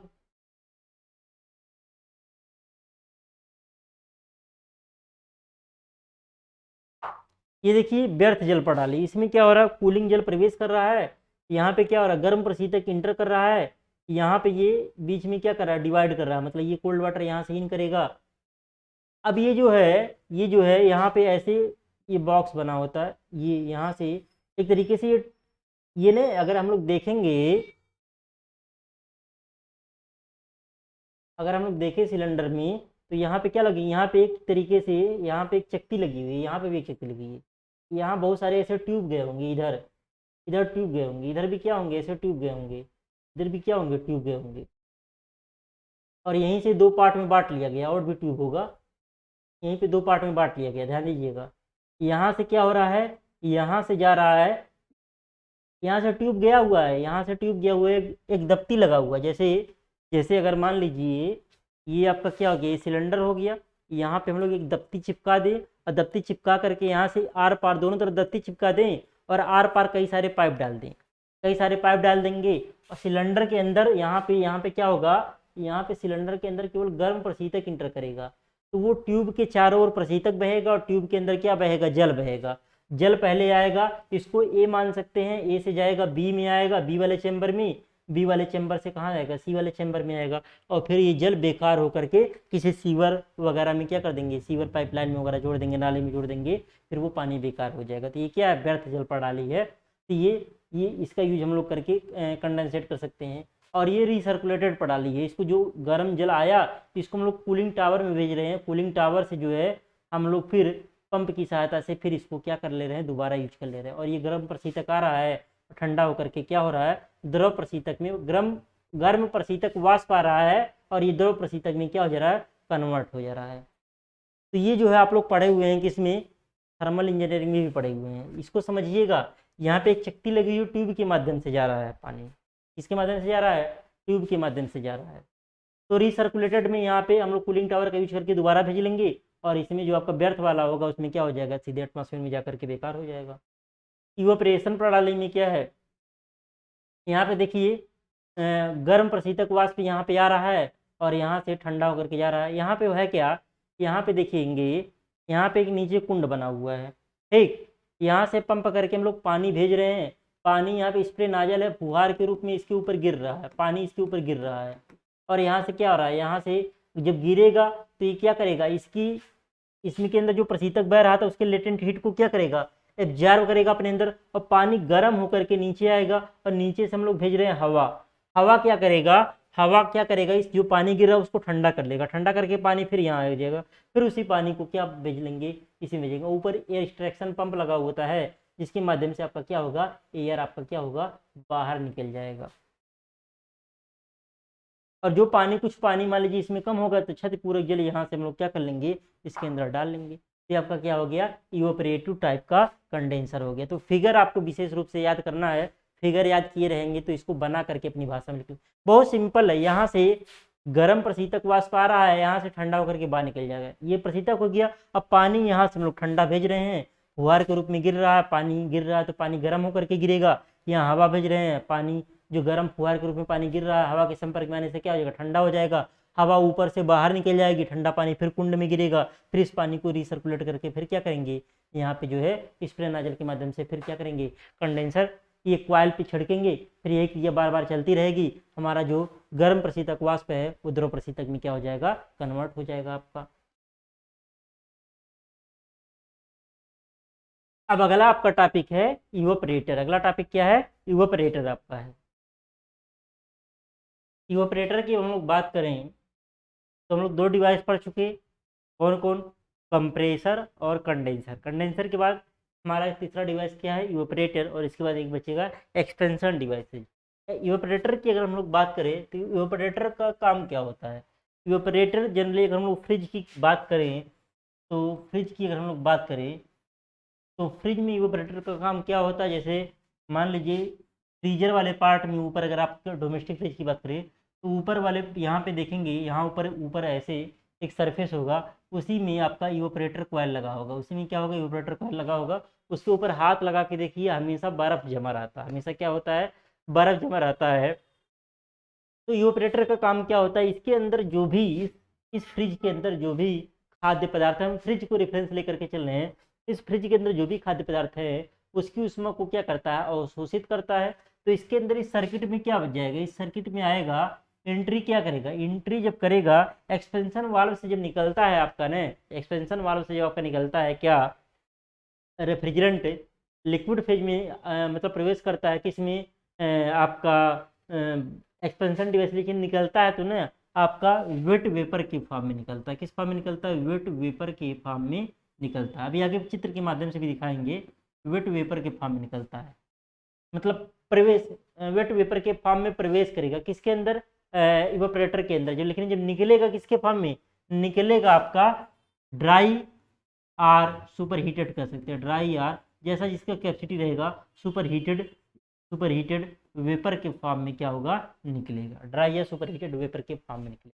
लेकिन ये ड्राई और सुपर हीटेड वेपर हो कैसे रहा है, वेट से ये हो कैसे रहा, ड्राई या सुपर हीटेड होने में उष्मा चाहिए, वो उष्मा कहाँ से ऑब्जर्व करता है, वो उष्मा इसके अंदर जो भी खाद्य पदार्थ रखे हुए हैं, जो भी खाने पीने वाली वस्तु रखी हुई हैं, उसी से क्या करता है, उष्मा लेता है, उसी से उष्मा लेकर के क्या करता है, ये ड्राई या सुपर हीटेड वेपर में कन्वर्ट होता है। तो वाष्पित्र का मुख्य रूप से फंक्शन है क्या है क्या वाष्पित्र, वाष्पित्र किसी प्रशीतक तंत्र का एक महत्वपूर्ण उपकरण है जो तंत्र की कम दाब वाली साइड में लगाया जाता है, किसमें लगाया जाएगा, कम दाब वाली साइड में लगाया जाता है। प्रसार वाल्व से द्रव प्रशीतक वाष्पित्र में प्रवेश करता है, प्रसार वाल्व से यानी एक्सपेंशन डिवाइस से या एक्सपेंशन वाल्व से द्रव प्रशीतक लिक्विड रेफ्रिजरेंट वाष्पित्र में प्रवेश करता है, जहां यह उबलता है तब वाष्प में बदल जाता है, जहां यह क्या करेगा, हीट को अवशोषित करेगा, उष्मा को अवशोषित करता है और वाष्प बदल जाता है। वाष्पित्र का कार्य द्रव में प्रवेश करने का मतलब क्या है, देखिए ये फिगर में देखिएगा, ये आपका कंडेंसर से आया, कंडेंसर से आया किसमें, एक्सपेंशन डिवाइसेज में। तो यहाँ पे अगर हम लोग देखें इस लाइन पे, तो यहाँ पे क्या है, यहाँ पे लिक्विड की मात्रा ज़्यादा होगी, वेपर की मात्रा कम होगी, लिक्विड की मात्रा ज़्यादा होगी, वेपर की मात्रा कम होगी, तो इसको द्रव बोल सकते हैं। जब इससे निकल रहा तो किसमें आ जा रहा है, वेपर में आपका आ जा रहा है, तो वही कह रहा द्रव में एंटर करेगा इवेपोरेटर में और वाष्प में क्या होगा, बाहर निकलेगा। प्रशीतक के माध्यम से अपने आसपास परिस्थान की उष्मा को सोखता है, जिससे वह स्थान ठंडा हो जाए। तो अपने आसपास की उष्मा को क्या करेगा, सोखेगा। अगर हम लोग एसी की बात करें तो रूम के अंदर जो भी एयर वगैरह होगा उससे उष्मा लेगा, फ्रिज की बात करेंगे जो खाने पीने की वस्तुएं होंगी उससे क्या करेगा, उष्मा लेगा, और क्या होगा, एक तरीके से लिक्विड से गैसियस फेज में कन्वर्ट हो जा रहा है। वाष्पित में प्रवाहित होने वाले प्रशीतक का क्वथनांक, बॉइलिंग पॉइंट हमेशा परिस्थान के माध्यम से कम होना चाहिए, जिससे कि मतलब कम टेम्परेचर पे जो है अवस्था परिवर्तित करने वाला होना चाहिए, जिससे कि प्रशीतक को उष्मा का संचरण हो सके। परिस्थान से सोखी गई उष्मा द्रव प्रशीतक को वाष्प बदलने के काम आती है तथा वाष्पीकरण की गुप्त उष्मा की तरह कार्य करती है। वाष्पित्र को कूलिंग कॉइल, चिलिंग कॉइल अथवा एक चिलिंग कॉइल के नाम से भी जाना जाता है। कूलिंग कॉइल कहिए, चिलिंग कॉइल कहिए, के नाम से हम लोग जानते हैं। तो बेसिकली जिसके अंदर जो हम लोग रेफ्रिजरेंट यूज करते हैं ना, उसके परिस्थान में जो भी माध्यम है उस माध्यम से उसका बॉइलिंग पॉइंट का मान कम होना चाहिए। कम बॉइलिंग पॉइंट का मान रहेगा तो थोड़ा सा भी टेम्परेचर उसको मिलेगा, थोड़ा सा हीट वो ऑब्जर्व करेगा, तो लिक्विड से गैसियस फेज में आसानी से क्या हो जाएगा, कन्वर्ट हो जाएगा। अब बात करते हैं एक वाष्पित्र की कार्य प्रणाली, एक जो इवेपोरेटर होता है उसकी कार्य प्रणाली क्या होती है। तो अगर हम लोग बात करें एक वाष्पित्र की कार्य प्रणाली चित्र ए तथा बी द्वारा भली भांति समझी जा सकती है। इस चित्र द्वारा भली भांति समझी जा सकती है। जैसे इसमें क्या हो रहा है, इवेपोरेटर में आपका वाष्प द्रव प्रशीतक आ रहा है, यहाँ से देखिए, और ये क्या हो रहा है, ये गैसियस फेज में क्या होकर निकल रहा है, फिर ये कहाँ जा रहा है, कंप्रेसर में आपका जा रहा है। वही कह रहा चित्र की माध्यम से समझी जा सकती है। आरेख के बिंदु एस पर द्रव प्रशीतक प्रसार वाल्व में प्रवेश करता है और यहाँ पे यस पी कह रहा है, ये यस पी प्रवेश करता है और द्रव प्रशीतक को प्रसार वाल्व में प्रवेश से पहले सब कूल्ड कर लिया जाता है, जिससे प्रसार वाल्व में कोई वाष्प द्रव प्रशीतक के प्रवाह को अवरुद्ध न कर सके, उसको सबकूल कर लिया जाएगा जिससे कि कोई वाष्प द्रव प्रशीतक के प्रवाह को अवरुद्ध न कर सके। कम दाब पर द्रव प्रशीतक वाष्प में प्रवेश करता है, जैसा कि चित्र बी में कि बिंदु 6 से प्रदर्शित होता है। बी में बिंदु 6 से प्रदर्शित होता है। कम दाब पे प्रवेश करेगा, लो प्रेशर पे क्या करेगा, प्रवेश करेगा। जब द्रव प्रशीतक वाष्पित्र की कुंडली में बहता है, कुंडली में तो कॉइल में बहता है, तो पर स्थान से उष्मा का अवशोषण करके वाष्प बदल जाता है। बिंदु 1 तक समस्त द्रव प्रशीतक वाष्प में बदल जाता है, क्योंकि बिंदु 1 पर अभी भी वाष्प प्रशीतक का तापमान ठंडा किए जाने वाले माध्यम से कम है, अतः वाष्प प्रशीतक बिंदु 1 से पर स्थान से उष्मा अवशोषण जारी रहता है, जिससे कि वाष्प प्रशीतक के तापमान अथवा सेंसिबल हीट में वृद्धि होती है। तो इसके बारे में आप पहले पढ़ चुके हैं, बस उसको उसी को अपनी भाषा में, ये सब डायग्राम पीएच डायग्राम आप पहले ही पढ़ चुके हैं, बस उसी को अपनी भाषा में बना करके लिखना है। तो इवोपरेशन में ये क्या है, ये लो प्रेशर साइड में इवोपरेशन जो हो रहा है, लो प्रेशर साइड मतलब 6 से 1 वाला प्रोसेस इवोपरेटर में आपका हो रहा है। तो इसमें क्या हो रहा है, एक तरीके से आपका द्रव वाष्प या वेट वाष्प के रूप में या द्रव वाष्प के रूप में इवोपरेशन में प्रवेश करता है आपका रेफ्रिजरेंट, और निकलने के पश्चात क्या होता है, ड्राई वेपर के फॉर्म में आपका क्या होता है, बाहर निकलता है। तो इस दौरान ये करता क्या है कि अपने परिस्थान से क्या करता है, हीट को एब्जॉर्ब करता है और अवस्था परिवर्तित होकर के क्या होता है, द्रव अवस्था से गैसियस अवस्था में क्या होता है, परिवर्तित हो जाता है। फिर कहाँ चला जाएगा, फिर कंप्रेसर को चला जाएगा। यह वृद्धि वाष्प प्रशीतक की बिंदु 1 पर वाष्पित्र को छोड़ने तक जारी रहती है, यहाँ तक जारी रहती है। बिंदु 1 पर प्रशीतक वाष्प का तापमान संतृप्त तापमान से अधिक हो जाता है तथा संतृप्त तापमान, जैसे ये पॉइंट संतृप्त तापमान वाला पॉइंट, इससे थोड़ा सा ज्यादा हो जाता है। चित्र में प्रशीतक तापमान या गेय उष्मा तथा प्रशीतक की उष्मा में संबंध प्रदर्शित किया गया। हम देखते हैं कि वाष्पीकरण के दौरान प्रशीतक का तापमान नियत रहता है। इस दौरान अवस्था परिवर्तन के दौरान क्या होगा, टेम्परेचर कांस्टेंट रहता है तथा एंथैल्पी में स्थिर दर पर वृद्धि होती है। एंथैल्पी ये पीएच है और ये क्या है, एएच है। तो एंथैल्पी में क्या हो रही है, 6 से 1 की ओर जाने पे एंथैल्पी में वृद्धि हो रही है। बिंदु 1 से 1 डैश से 1 तक, यहाँ पे 1 डैश लिया है, 1 डैश है और ये 1 डैश से 1 तक तापमान तथा एंथैल्पी दोनों बढ़ते हैं। बिंदु 1 पर समान द्रव प्रशीतक वाष्प में बदल जाता है। समस्त बिंदु 1 पर समस्त द्रव प्रशीतक क्या होता है, वाष्प में बदल जाता है। एक मतलब इसमें एक को बिंदु 1 मान रहा है, एक को 1 डैश मान रहा है। ये सारी चीजें आपको पढ़ाई गई हैं पहले की चैप्टर्स में, वेपर कंप्रेशन साइकिल में ही पूरा आपको पढ़ाया जा चुका है। तो अगर वेपर कंप्रेशन साइकिल बढ़िया से पढ़े रहेंगे तो ये पीएच डायग्राम और अच्छे तरीके से, बुक का है जो हमने डायग्राम बनाया और अच्छा है, उसको बना करके अपनी भाषा में लिखेंगे तो नंबर आपको बढ़िया मिलेगा। ये फिगर तो आप जान ही रहे हैं। अब क्लासिफिकेशन ऑफ इवोपरेटर, पहला क्या है, on the basis of type of construction के आधार पे, bare tube evaporator, filled tube evaporator, plate evaporator, shell and tube evaporator, tube in tube evaporator, shell and coil evaporator आ जाएगा। एग्जाम में किसी इवोपरेटर का सचित्र वर्णन कीजिए, तो कोई भी बना करके आपको 2-3 कम से कम हर टाइप में 1-2 बना करके प्रैक्टिस करके याद रखना पड़ेगा। और on the basis of the manner in which liquid refrigerant is fed, मतलब किस मैनर में आपका लिक्विड रेफ्रिजरेंट क्या करा, भरा जा रहा है एक तरीके से, द्रव प्रशीतक के भरण के तरीके के आधार पर। इसमें हो गया फ्लडेड इवोपरेटर और क्या हो गया, ड्राई एक्सपेंशन इवोपरेटर। अगला है on the basis of mode of heat transfer, mode of heat transfer के आधार पे नेचुरल कन्वेक्शन इवोपरेटर और फोर्स कन्वेक्शन इवोपरेटर। क्लासिफिकेशन भी एग्जाम में आ सकता है। अगला है on the basis of operating condition, frosting evaporator, non frosting evaporator और डी फ्रोस्टिंग इवोपरेटर। तो आपका ये पहला फ्लडेड इवोपरेटर। फ्लडेड इवोपरेटर में आपका क्या है, ये द्रव प्रशीतक है, द्रव प्रशीतक है, द्रव प्रशीतक आया आपका और यहाँ पे इंटर जा रहा है, इवोपरेटर में जा रहा है। इवोपरेटर में जब जा रहा है और जाते हुए क्या हो रहा है, हीट को एब्जॉर्ब करेगा, तो क्या हो रहा है, यहाँ पे द्रव और वाटर का मिक्सचर बन रहा है, द्रव और वाटर का मिक्सचर बन रहा है। फिर ये क्या हो रहा है, द्रव प्रशीतक यहाँ से इंटर कर रहा है।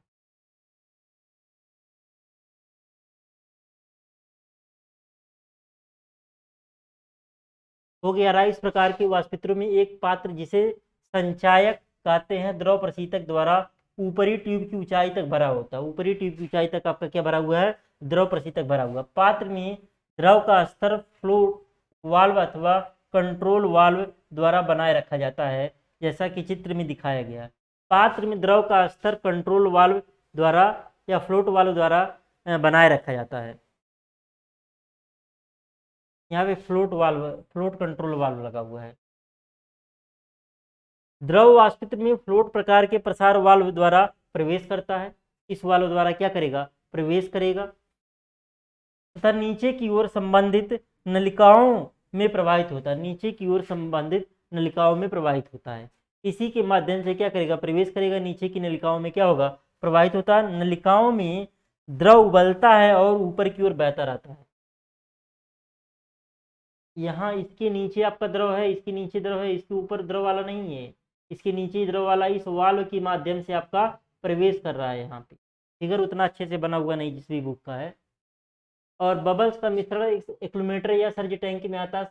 एक्यूमुलेटर का मुख्य उद्देश्य द्रव तथा वाष्प को अलग अलग करना है। द्रव पुनः वाष्पित्र में चला जाता है, जबकि वाष्प एक्यूमुलेटर के ऊपर से निकलकर संपीडक की चूसड़ साइड से ओर जाता है। बफर प्लेटों का कार्य वाष्प में मौजूद किसी भी द्रव कण को संपीडक में जाने से रोकना तथा एक्यूमुलेटर में वापस भेज देना है। यहीं पे बफर प्लेट लगा होता है, ये बफर प्लेट लगा हुआ है एक। तो इसके ऊपर केवल आपका वेपर फेज आ जाएगा, जो लिक्विड वाला रहेगा वो नीचे आ जाएगा। लिक्विड वाला कहाँ जाएगा, ये गर्म होकर के जब ऊपर आ रहा है, ये गर्म होकर के ऊपर जा रहा है तो वाष्प ऊपर चला जाएगा। ये बफर प्लेट लगा हुआ है, इससे जो भी लिक्विड वाला रहेगा वो नीचे फिर आ जाएगा। और इससे केवल बफर प्लेट क्या करेगा, लिक्विड वाले पार्टिकल को छाट करके नीचे कर देगा, केवल वेपर ही संपीडक की ओर आपका जा पाएगा। इस वाष्पित्र का मुख्य लाभ यह है कि वाष्पित्र कॉइलों की भीतरी सतह प्रत्येक भार दशाओं के लिए द्रव प्रशीतक के संपर्क में रहती है, जिससे ऊष्मा संचरण की उच्च दर प्राप्त होती है तथा अधिक दक्ष कूलिंग प्राप्त होती है। इसका मुख्य लाभ यह है कि यह आकार में बड़ा होता है, इसमें अधिक प्रशीतक मात्रा की जरूरत होती है। इस प्रकार के वाष्पित्र का प्रयोग अनेक औद्योगिक इकाइयों, मुख्य रासायनिक तथा खाद्य प्रसंस्करण उद्योगों में, फूड प्रोसेसिंग जो इंडस्ट्री होती है और जो हमारा इंडस्ट्री में विशेष रूप से हमारा ये यूज होता है। तो यहाँ पे बेसिकली हो क्या रहा है, सिंपली समझिएगा। इस द्रव प्रशीतक जो है इस वाल्व की सहायता से आपका नीचे आएगा, यहाँ से जा रहा है, इधर गर्म होकर के जा रहा है, ऊपर यहाँ जा रहा है। तो इसमें जो है लिक्विड और वेपर का मिश्रण है। इसमें क्या है, इसमें वाष्प प्रशीतक की, इसमें मुख्य रूप से वाष्प ज्यादा है, लेकिन लिक्विड के भी कुछ पार्टिकल रहते हैं। लेकिन यहाँ पे एक प्लेट देखेंगे, हल्का से एक प्लेट, ये बफर प्लेट है, इससे केवल वाष्प ही छन करके जा पाएगा और जो लिक्विड पार्टिकल रहेगा वो नीचे गिर जाएगा और वो फिर इस माध्यम से आपका गर्म होते हुए जाएगा। तो इस प्रकार से हमारा संपीडक में केवल जो हमारा वेपर रेफ्रिजरेंट ही जा पाएगा। अब dry expansion evaporator, dry expansion evaporator, इसमें क्या हो रहा है, इसमें देखिए द्रव इधर से प्रवेश कर रहा है, द्रव इधर से क्या हो रहा है, प्रवेश कर रहा है और इसमें आ रहा है। देखिए ऊपर लिक्विड है, जैसे जैसे नीचे आ रहा है उधर क्या हो रहा है, द्रव प्लस वाष्प का मिश्रण हो रहा है और यहाँ पे नीचे आते थे क्या हो रहा है, अधितप्त हो जा रहा है, फिर ये संपीडक को चला जा रहा है, ये फिर क्या हो रहा है, संपीडक को चला जा रहा है। अब यहाँ पे जो है अगर हम लोग बात करें, एक यहाँ पे फिलर बल्ब लगाया गया है, यही हीट वगैरह जनरेट करेगा। शुष्क प्रसार वाष्पित्रों में रिसीवर से आने वाले द्रव प्रशीतक को प्रसार वाल्व के माध्यम से वाष्पित्र कॉइल में प्रवाहित किया जाता है। एक्सपेंशन वाल्व के माध्यम से, एक्सपेंशन वाल्व से पहले क्या करेगा, इवेपोरेटर में जाएगा, फिर प्रसार वाल्व के साथ एक फिलर बल्ब लगा होता है। इसके साथ क्या लगा हुआ है, एक फिलर बल्ब लगा होता है जो प्रशीतक प्रवाह की दर को इस प्रकार नियंत्रित करता है कि कुंडली के अंतिम चरण तक पहुंचने तक समस्त द्रव प्रशीतक धीरे धीरे वाष्प में बदल जाते हैं। कॉइल में द्रव प्रशीतक के प्रवेश को मात्रा वाष्पीकरण की दर तथा वाष्पित्र पर कम अथवा अधिक होते हुए उष्मा भार पर निर्भर करती है। चित्र में यही क्या करेगा, ये फिलर जो बल्ब है वही एक तरीके से हीट जनरेट करेगा, जिससे आपका जो लिक्विड रेफ्रिजरेंट है वो वेपर रेफ्रिजरेंट में कन्वर्ट होगा। इवेपोरेशन का काम क्या होता है, लिक्विड रेफ्रिजरेटर को वेपर रेफ्रिजरेंट में कन्वर्ट करना, और इसके लिए क्या करता है, अपने आसपास की ऊष्मा का प्रयोग करता है। ये क्या है, खुली ट्यूब बेयर ट्यूब इवेपोरेटर है। इसमें क्या हो रहा है, इसमें आपका एक्सपेंशन वाल्व है, यहाँ से प्रवेश करेगा, इवेपोरेटर कॉइल में प्रवेश करेगा द्रव प्रशीतक, और क्या हो रहा है, संपीडक से बाहर निकल जा रहा है। तो सिंपली इसके चारों ओर जो भी खाद्य पदार्थ होंगे उसी से क्या करेगा, वो उसी से क्या करेगा, उसी से हीट को क्या करेगा, एब्जॉर्ब करेगा। तो इस प्रकार के वाष्पित्र इस्पात तथा कापर की एक ट्यूब होती है, जो इन ट्यूब्स को चपटे जिगजैग सर्पिल आकार में मोड़कर कॉइलें बनाई जाती है। संरचना में सरल होने के कारण खुली ट्यूबों को साफ करना तथा डिफ्रॉस्ट करना आसान होता है। डिफ्रॉस्टिंग का मतलब जो बर्फ वगैरह जमे रहते हैं उनको छुड़ाना एक तरीके से। इसमें अन्य कुंडलियों की अपेक्षा कम संपर्क सतह क्षेत्रफल प्राप्त होता है। इन वाष्पित्रों का प्रयोग किसी भी प्रकार के पृथक कार्य के लिए अधिक किया जा सकता है। इस वाष्पित्रों का प्रयोग रूप से घरेलू रेफ्रिजरेटर में इसलिए होता है क्योंकि इनको साफ करना रखना आसान होता है। ये आपके फ्रिज में ऊपर लगा होता है, ये वाली, इसको साफ करना आसान होता है। मतलब बर्फ डिफ्रोस्टिंग करना मतलब क्या, जो बर्फ वगैरह लगे हुए हैं उसको छुड़ाना आसान होता है। तो एग्जाम में आए तो ये वाला जरूर याद कर लीजिएगा, ये सबसे आसान है। सिंपली आपको कुछ नहीं करना है, एक क्या कर देना, एक सिंपली फिगर बना देना है ऐसे। यहाँ से एक्सपेंशन डिवाइस जोड़ दीजिएगा, यहाँ पे इन करेगा और यहाँ से क्या करेगा, आउट हो जाएगा। सबसे आसानी है, सबसे आसानी। अगला ऐसे प्लेट वाला भी है। ये क्या होगा, एक प्लेट में ऐसे लगा रहेगा, चित्र में एक सामान्य प्रकार का प्लेट वाष्पित होता है। इस प्रकार की वाष्पित में क्वाइल एक प्लेट में एक साइड में वेल्ड की हुई होती है। एक प्लेट रहेगा, उसी में एक साइड में क्या होंगी, ये क्वाइल वेल्ड की होगी। तो ये भी आपका आसान है, ये भी आपका क्या है, आसान है। वेल्ड की हुई होती है या किनारों पर जुड़ी हुई दो प्लेटों के बीच में वेल्ड की हुई होती है। प्लेट वाष्पित का प्रयोग सामान्यतया घरेलू रेफ्रिजरेटर, घरेलू freezer, ice cream cabinet, beverage cooler आदि में आपका होता है। तो ये भी आसानी, इसका भी फिगर याद कर लीजिए। अगर कोई आता है एग्जाम में, किसी ऑपरेटर का सही से वर्णन कीजिए, तो ये सब काफ़ी आसान पढ़ेंगे आपको एग्जाम के पॉइंट ऑफ व्यू से। ये भी आपका आसान है। फिन ऑपरेटर, यहाँ पे क्या कर दिया गया, यहाँ पे कई सारे फिन्स लगा दिए गए। फिन्स का काम क्या होगा, सरफेस एरिया को बढ़ा देना, तो हीट ट्रांसफर रेट एक तरीके से आपका क्या हो जाएगा, बढ़ जाएगा। तो ज़्यादा आपका हीट के किसको मिलेगा, आपको कॉइल को मिलेगा, तो ज़्यादा ही आपका क्या हो जाएगा, गर्म हो जाएगा। फिन्स ऑपरेटर नोट्स आपको मिल जाएगा। अगला है एक्सपेंशन वाल्व। अगला आपका क्या हो गया, एक्सपेंशन वाल्व आ गया। एक्सपेंशन वाल्व का काम क्या होता है, प्रेशर को ड्रॉप करना। एक्सपेंशन देखिएगा, आप जब ये वाला पीएच डायग्राम पढ़ रहे थे, कुछ ऐसे पढ़ रहे थे। अगर हम लोग बात करें, कुछ ऐसे आपका प्रोसेस हो रहा था, ऐसे। यहाँ पे मान लीजिए एक मान लें, यहाँ पे दो मान लें, यहाँ पे तीन मान लें, यहाँ पे चार मान लें, यहाँ पे पाँच मान लें, यहाँ पे ऐसे ही कुछ आपका फिगर बना हुआ था। तो 5 से जो ये वाला जो है, ये पीएच डायग्राम, ये क्या है, पीएच डायग्राम। ये वाला क्या है, ये पीएच होगा और नीचे क्या होगा, पीएल होगा। तो ये वाला जो एक्सपेंशन इसमें हो रहा है, एक्सपेंशन डिवाइस जो है क्या है, ये पीएच से पीएल में कन्वर्ट कर रहा है। यानी कि हाई प्रेशर में इंटर करेगा एक्सपेंशन डिवाइस में, और लो प्रेशर पे क्या होगा, निकलेगा। जब यहाँ पे इंटर करेगा, जब यहाँ पे इंटर करेगा तो किस में आपका एक तरीके से सबकूल्ड रेफ्रिजरेंट होगा।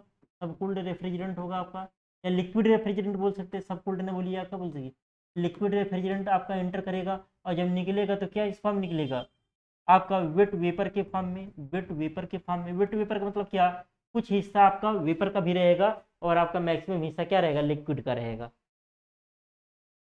अब एक्सपेंशन वाल्व, जिसे थ्रॉटल वाल्व या मीटरिंग उपकरण भी कहते हैं, एक महत्वपूर्ण उपकरण है जो एक प्रशीतक तंत्र के निम्न दाब तथा उच्च दाब साइड को विभाजित करता है। यह रिसीवर तथा वाष्पित्र के मध्य लगाया जाता है। यह कंडेंसर और इवेपोरेटर के मध्य में लगाया जाता है। एक्सपेंशन वाल्व की कार्य क्या होती है, वाष्पित्र में भेजने वाले द्रव प्रशीतक की उच्च दाब को निम्न दाब में बदलता है। उच्च दाब को क्या करेगा, निम्न दाब में बदलेगा। और क्या करेगा, यह तंत्र की उच्च तथा निम्न दाब साइड के मध्य वांछित दाबांतर बनाए रखता है। वांछित हाई प्रेशर और लो प्रेशर साइड के बीच में वांछित आवश्यकता अनुसार दाबांतर बनाए रखता है। यह वाष्पित पर उष्मा भार के अनुसार प्रशीतक के प्रवाह को भी क्या करता है, कंट्रोल करता है। मतलब एक तरीके से कंट्रोलिंग का काम भी इसका होता है। कंट्रोलिंग के लिए और बहुत सारी चीज़ें पढ़ेंगे, थर्मोस्टेट वाल्व वगैरह आगे पढ़ेंगे। Different types of expansion devices, जैसे आपका कैपिलरी ट्यूब हो गया, आपका हैंड ऑपरेटेड एक्सपेंशन वाल्व हो गया, ऑटोमेटिक और कांस्टेंट प्रेशर एक्सपेंशन वाल्व हो गया, थर्मोस्टेट एक्सपेंशन वाल्व हो गया, लो साइड फ्लोट वाल्व हो गया, और हाई साइड फ्लोट वाल्व हो गया। ये कुछ हो गए हैं एक्सपेंशन डिवाइसेज हो गए हैं। अब बारी बारी से हम लोग एक एक को देखते हुए चलेंगे।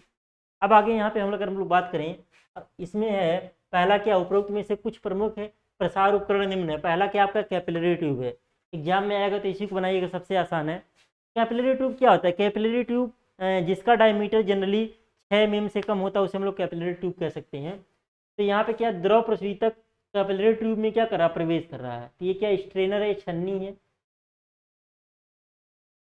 अब इस ट्यूब के अंदर ये पतली एक ट्यूब है जो ऐसे क्वाइल के रूप में क्या हुई, मुड़ी हुई है। अब ये क्या करेगा, इसमें इतना फ्रिक्शन जनरेट होगा, जो रेफ्रिजरेंट फ्लो करेगा इतना घुमावदार ये रहेगा, इतना पतला रहेगा कि इतना ज़्यादा इसमें फ्रिक्शन कार्य करेगा, जो फ्लूइड फ्लो करेगा, कि फ्रिक्शन के कारण प्रेशर में बहुत ज़्यादा क्या हो जाएगा, लॉस हो जाएगा। और लो प्रेशर पे। इंटर करेगा तो हाई प्रेशर पे, लेकिन निकलेगा क्या, लो प्रेशर से किस में जाएगा, इवेपोरेट। मतलब जब इंटर करेगा तो प्रेशर आपका हाई रहेगा, लेकिन जब निकलेगा तो प्रेशर क्या हो जाएगा, लो आपका हो जाएगा एक तरीके से। कैपिलरी ट्यूब एक प्रसार उपकरण के रूप में प्रयोग कम क्षमता वाले हर्मेटिकली सील्ड प्रशीतक जैसे घरेलू प्रशीतक, वाटर कूलर, कच्छ वातावरण में फ्रीजर आदि में होता है। यह कम आंतरिक व्यास की कापर की ट्यूब होती है जिसकी लंबाई अनुप्रयोग के अनुसार निर्धारित होती है। यह द्रव रेखा में संघनित तथा वाष्पित्र के बीच लगाया जाता है। ये हमेशा कंडेंसर और इवेपोरेटर के बीच में लगे जाएगा। जैसा चित्र में दिखाया गया, ट्यूब में प्रवेश से पहले द्रव प्रशीतक को एक महीन जाली स्ट्रेनर में से गुजारते जिससे कोई भी अवांछनीय पदार्थ ट्यूब में न जाने पाए। जब द्रव प्रशीतक कैपिलरी ट्यूब में प्रवेश करता है तो कम व्यास की ट्यूब होने के कारण घर्षण प्रतिरोध होता है तथा दाब घटता है। वही कहा ना कि कम व्यास का इतना घुमावदार बनाते हैं कि फ्रिक्शन के कारण क्या होता है, प्रेशर ड्रॉप हो जाता है, क्योंकि घर्षण प्रतिरोध लंबाई के समानुपाती होता है। आप लोग फिजिक्स में पढ़े, एड्रेस में पढ़ रहे हैं, H बराबर क्या होता है 4F_L_V²/2GD। तो क्या होता है, HF जो होता है वो क्या होता है, लंबाई के समानुपाती होती है। घर्षण के कारण जो शीर्ष हानि होती है लंबाई के समानुपाती होती है। इस वजह से जितना लंबा होगा उतना ज्यादा क्या होगा, प्रेशर ड्रॉप होता है। अतः ट्यूब की लंबाई जितनी अधिक और डायमीटर जितना कम होगा उतना ज्यादा ही होगा, तथा व्यास जितना कम। इस फार्मूले से अगर आप लोग देखें, किस फार्मूले से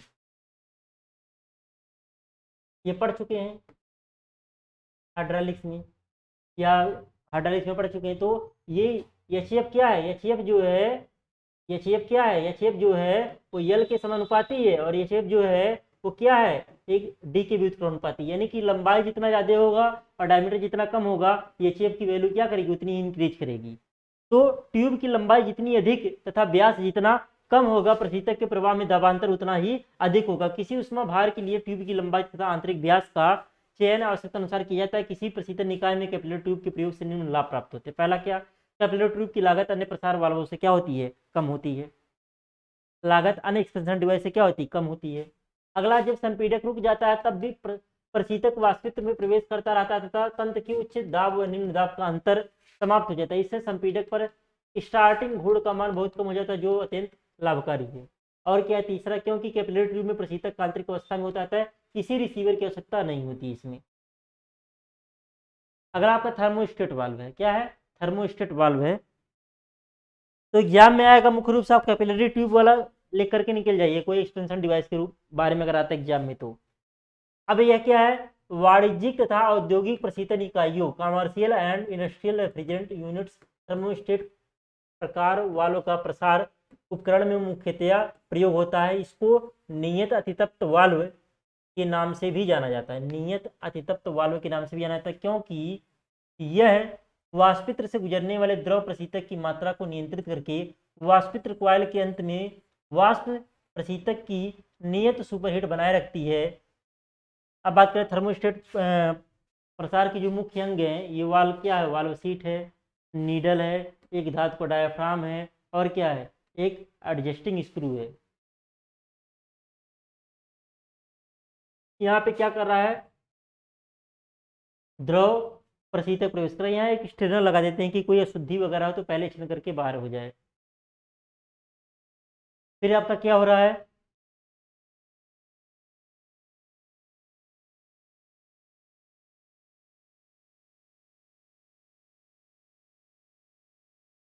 अब अगर हम लोग बात करें उपरोक्त के अतिरिक्त इसमें एक फिलर तथा उसमें बल्ब होता है जो वाष्पित्र कॉइल के अंत में चूसड़ लाइन पर होता है। फीलर बल्ब प्रशीतन तंत्र में उपयोग होने वाले द्रव प्रशीतक से पार्सली भरा हुआ होता है। वाल्व का खुलना तथा बंद होना वाल्व पर लगे निम्न तीन बातों पर निम्न तीन बलों पर निर्भर करता है। पहला, फिलर बल्ब P1 जो डायाफ्राम के ऊपर कार्य करता है। P1 ये डायाफ्राम आपका लगा हुआ है, डायाफ्राम एक लगा हुआ है, इसके ऊपर P1 कार्य करता है।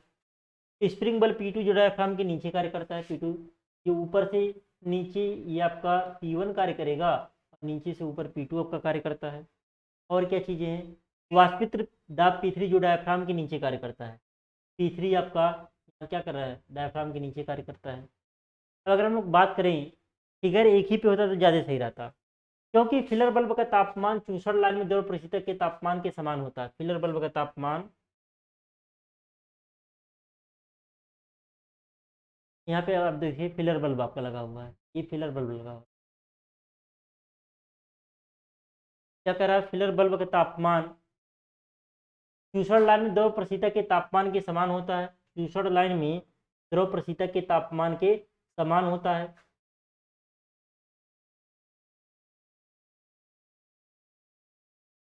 इसमें देखिए थर्मोस्टेट वाल्व, एक कैपिलरी ट्यूब ये लगा हुआ है, और यहाँ नीचे क्या है, इवेपोरेटर लगा हुआ है। यहाँ एक तरीके से प्रवेश करेगा और यहाँ से निकलेगा, कहाँ जा रहा है, इवेपोरेटर में जा रहा है, जा रहा है इवेपोरेटर में जा रहा है। और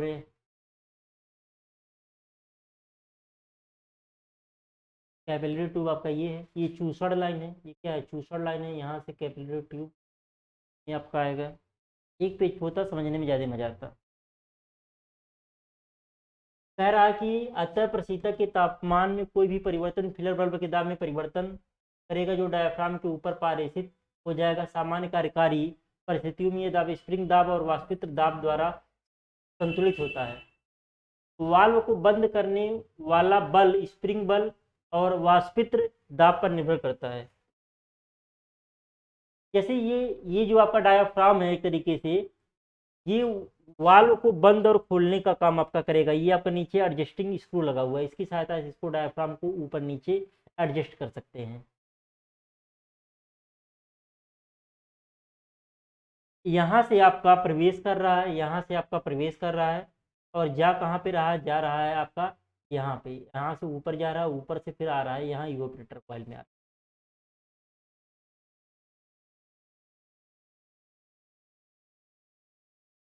चलिए, आपका एग्जाम में बेसिकली आएगा किसी इवेपोरेटर डिवाइस के, एक्सपेंशन डिवाइस के बारे में लिखने के लिए, तो इसका फिगर बना करके अगर याद कर लेते तो ठीक है, नहीं तो मेन है फिगर बना करके इसके बारे में कुछ लिख दीजिएगा, फिगर बनाना मस्ट है। आगे इसी प्रकार से आपका लो साइड फ्लोट वाल्व है। लो साइड फ्लोट वाल्व मैं नोट्स में प्रोवाइड करा दूंगा। तो बेसिकली अगर किसी एक्सपेंशन डिवाइस के बारे में लिखने के लिए आता है तो आप कैपिलरी ट्यूब, मुख्य रूप से आप इस चैप्टर में कैपिलरी ट्यूब ही तैयार करिएगा, कैपिलरी ट्यूब तैयार करिएगा, और फिगर वगैरह हल्का फुल्का देख लीजिएगा। जैसे यहाँ पे लो साइड वाल्व सहित प्रशीतन, ये वाला आपका फिगर आसान है, इस फिगर को याद कर सकते हैं। फिर इसके बाद अगर हम लोग बात करें हाई साइड में, इसमें ये फिगर आपका आसान है, इसको याद कर सकते हैं। तो यहीं यहीं तक आपका, और इसके बाद सेफ्टी डिवाइसेज कुछ हैं, कुछ क्या है, सेफ्टी डिवाइसेज हैं, थर्मोस्टेट वगैरह हो गया। तो थर्मोस्टेट का काम क्या होता है कि एक प्रशीतित थर्मोस्टेट मूलतः एक प्रशीतित शीतलन निकाय का मस्तिष्क ब्रेन होता है। थर्मोस्टेट जो ऑटोमेटिक, जैसे आपका फ्रिज चलता रहता है, जो एक टेम्परेचर आपका लो हो जाएगा तो ऑटोमेटिक बंद हो जाएगा, 24 घंटा आपका फ्रिज चलता रहेगा तो भले इलेक्ट्रिसिटी आ जाती है, एक जो सेट टेम्परेचर रहेगा जितना गेन हो जाएगा तो ऑटोमेटिक फ्रिज बंद, काम करना बंद कर देगा, मतलब कंप्रेसर उसका ऑटोमेटिक बंद हो जाता है। तो कंप्रेसर को ऑटोमेटिक बंद और खोलने का काम एक तरीके से थर्मोस्टेट का होता है। तो एक तरीके से इसका जो हमारा रेफ्रिजरेशन सिस्टम होता है उसका एक तरीके से मस्तिष्क की तरह काम करता है। जब प्रशीतित्र के अंदर वांछित तापमान स्थापित हो जाता है तब थर्मोस्टेट संपीडक में विद्युत प्रवाह को रोक देता है, इलेक्ट्रिसिटी फ्लो को क्या कर देगा, रोक देगा। यह प्रायः प्रशीतित्र के अंदर की तरफ लगा होता है, मतलब रेफ्रिजरेटर में अंदर की तरफ लगा होता है। इसकी प्रत्यक्ष नियंत्रण नाभ विजुअल का, ये इंपॉर्टेंट है, प्रशीतित्र के तापमान को नियंत्रित करता है। एक प्रशीतित थर्मोस्टेट का एक ही कार्य होता है, फ्रिज के भीतर तापमान की सही रेंज 33 डिग्री से 40 डिग्री से फ़ारेनहाइट को बनाए रखना। इसके लिए थर्मोस्टेट प्रशीतित्र कूलिंग सिस्टम को आवश्यकता अनुसार ऑन तथा ऑफ करता है, और फ्रोस्ट फ्री मॉडलों में डिफ्रॉस्टिंग चक्र को नियंत्रित करने के लिए टाइमर सहित अलग से एक थर्मोस्टेट वाल्व लगा होता है। सामान्यतः ये निम्न 3 प्रकार के होते हैं। ये थर्मोस्टेट वाल्व है, ये भी 3 प्रकार का होता है। तो थर्मोस्टेट वाल्व क्या होता है, एक तरीके से ब्रेन की तरह काम करता है किसके, रेफ्रिजरेशन सिस्टम के, मतलब कंप्रेसर को एक निश्चित जो टेम्परेचर आपको डिजायर टेम्परेचर मिल जाएगा तो ऑटोमेटिक क्या करेगा, कंप्रेसर में इलेक्ट्रिसिटी का फ्लो क्या कर देता है, रोक देता है, और जब फिर टेम्परेचर बढ़ने लगेगा फिर क्या कर देगा, उसको चालू कर देगा।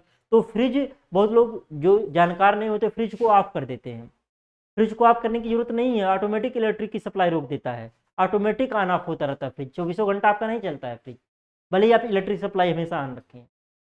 वेपर प्रेशर, इसमें 3 भाग क्या होते हैं, वेपर प्रेशर, बायोमेटेलिक और आपका solid state. Vapour pressure, thermostat, ये हो गया। तो बेसिकली थर्मोस्टेट के बारे में आएगा तो उसके बारे में लिख करके इनके बारे में नाम बस लिख देंगे, काम चल जाएगा आपका सेमेस्टर एग्जाम के पॉइंट ऑफ व्यू से। Overload protection, hermetically sealed unit में क्या होता है, यद्यपि वाइंडिंग को ठंडा रखने के लिए प्रशीतक की वाष्प तथा स्नेहन तेल का प्रयोग किया जाता है, फिर भी यह अत्यंत आवश्यक है कि इन यूनिटों को तापीय ओवरलोड, थर्मल ओवरलोड से बचाने के लिए कोई प्रावधान किया जाए। इसीलिए इन यूनिटों में मोटर पार्ट्स के साथ सीधे ही तापमान टेम्परेचर सेंसिटिव एलिमेंट के साथ एक तापीय थर्मल ओवरलोड जोड़ा जाता है। यह ओवरलोड एक स्टार्टिंग रिले द्वारा परिचालित होता है, जिसको सामान्यतः शाफ्ट आरोपित अपकेंद्री स्विच को प्रतिस्थापित करने के लिए लगाया जाता है। एक संपीड़क में यद्यपि स्टार्टिंग वाइंडिंग का अपेक्षाकृत अधिक धारा लेने के लिए डिजाइन किया जाता है। फिर रोटर की जाम परिस्थितियों में जो कोई कारणों से संभव हो, जैसे निम्न सप्लाई वोल्टेज या असंतुलित दाब परिस्थितियां आदि, वाइंडिंग को प्रारंभिक तापमान से बढ़ता है। कहने का तो हर्मेटिकली सील्ड कंप्रेसर जो होता है वो हमारा ओवरलोड से बचाने के लिए हम लोग क्या करते हैं, हम लोग करते क्या है कि हर्मेटिकली सील्ड जो हमारा यूनिट्स होता है, वाइंडिंग को ठंडा रखने के लिए प्रशीतक की वाष्प और स्नेहन तेल का प्रयोग करते हैं। जो प्रशीतक होता है उसकी वाष्प का और स्नेहन तेल का प्रयोग करते हैं। फिर भी अत्यंत आवश्यक है कि इन यूनिटों को तापीय ओवरलोड से बचाने के लिए कोई अलग से प्रावधान किया जाए। इसलिए इन यूनिटों में मोटर पार्ट्स के साथ सीधे ही तापमान टेम्परेचर सेंसिटिव एलिमेंट के साथ एक तापीय ओवरलोड जोड़ दिया जाता है मोटर के साथ। और अगर आगे बढ़े, और स्टार्टिंग वाइंडिंग के तापमान में तेजी से वृद्धि होती है, जो वाइंडिंग के इंसुलेशन को खराब कर सकता है। इस समस्या को एक ओवरलोड कम स्टार्टिंग रिले के प्रयोग से समाप्त किया जाता है। कहने का मतलब मोटर आपका जल सकता है। हर्मेटिकली सील्ड कंप्रेसर जो आपका होता है उसका मेंटेनेंस थोड़ा सा टिपिकल होता है, तो मोटर उसके अंदर का जो मोटर वो जलने न पाए ओवरलोड के कारण, उसके लिए हम लोग ये सिस्टम अपनाते हैं, ओवरलोड प्रोटेक्शन वाला सिस्टम अपनाते हैं। अगला है उच्च दाब तथा निम्न दाब कटआउट। मतलब कटआउट का मतलब प्रेशर अगर एक निश्चित प्रेशर से ज़्यादा हो जाए तब भी कटआउट काम करे, और एक लो प्रेशर से कम हो जाए तब भी आपका कटआउट काम करे।